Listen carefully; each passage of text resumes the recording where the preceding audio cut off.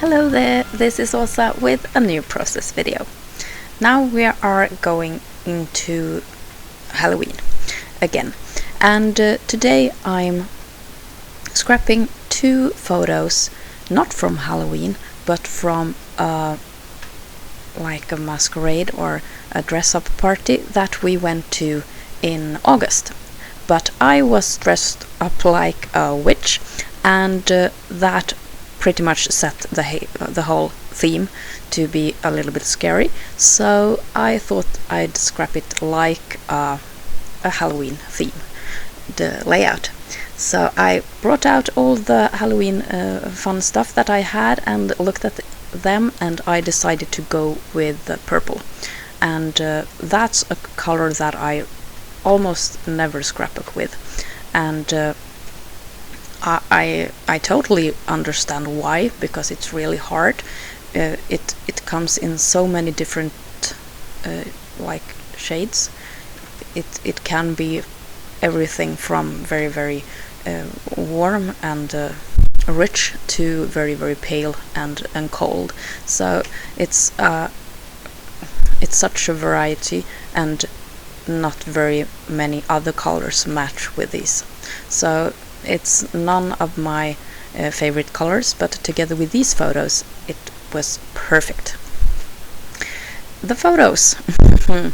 It's me, and you have never seen me like this before, and you will probably never do it again because this is so very unusual for me to be like make-upped and and almost like painted like this, and everything. So but I love this photo of myself, and I hardly even understand that it is me. Anyway, the smaller photo is more like in a distant shot where you can see my more of my costume, and I will be placing them side by side, and I will pretty much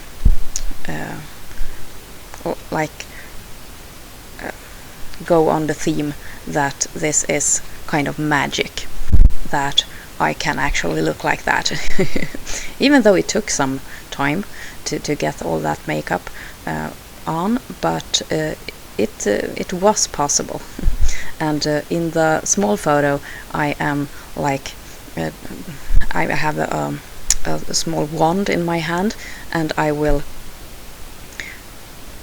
go on the theme that this was magic, that I was a witch that did this magic to myself. So that's what I'm planning to do with this page.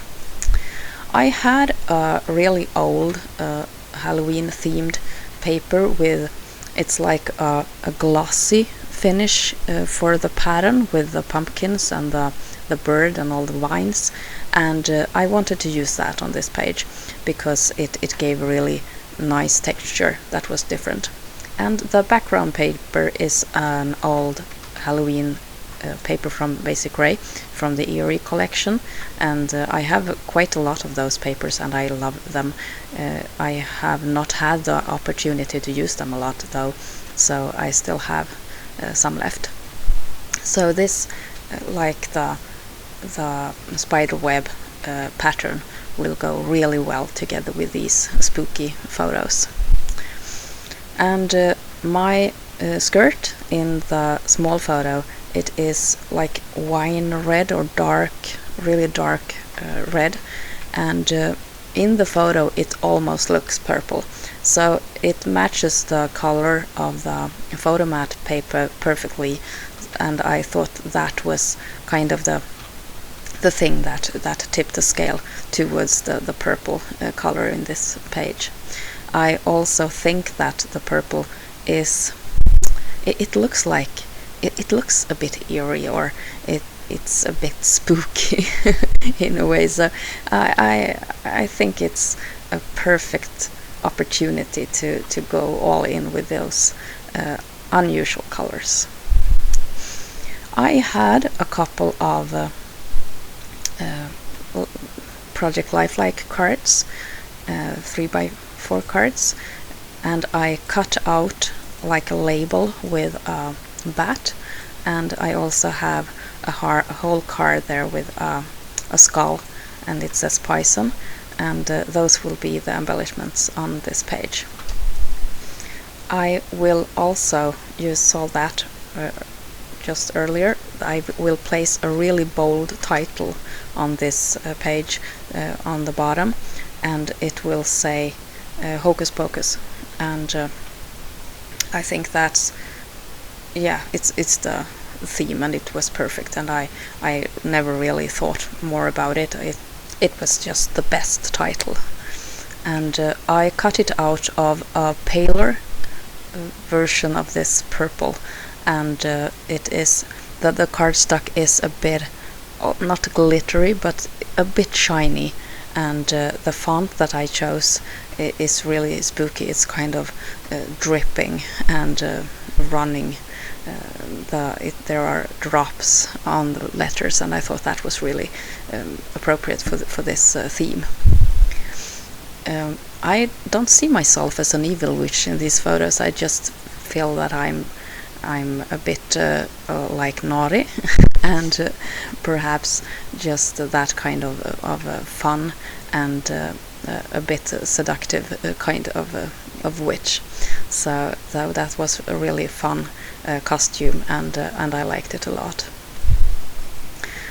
I will probably be scrapping more photos from this party, because I have a couple of really nice ones of, for example, of Hubby. Of course, I want to show his costume as well, and also some just party pictures from all the other people on the party.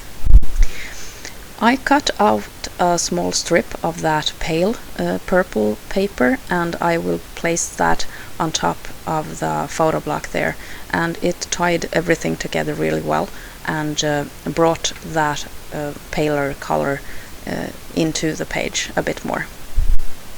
So that's a really nice finishing touch, and if always I used to think like that, if there is something that looks a bit off on a page, you can add more of that, and then it will become less off. so if it doesn't fit, just add more of the same, and that's a kind of a not a rule, but it's a good tip for those times when it feels not totally okay. And now I'm just finding some twine or thread, and I'm choosing a really fiber rich thread that looks almost like spider web or something that is a bit spooky anyway. So I make a couple of bows. The bows are really pretty, of course, but the thread is a bit spooky, if you can say so. I don't know really. I have never thought of a twine as a spooky before, but you get what I mean. So I tied a couple of those, and I will place them just where I think it's needed. And now that skull looks like it has a bow on its head, and that was kind of fun as well. Here is the finished page. I hope I didn't scare you, and don't be afraid. Please don't be afraid. You won't ever see photos like this of me again.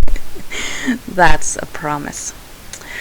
Here are some close-ups as well, and I hope that you have liked this process video, and perhaps it gives you a couple of ideas how to use this purple crazy color. Thank you so much for watching. Come back soon. This is Åsa. Bye.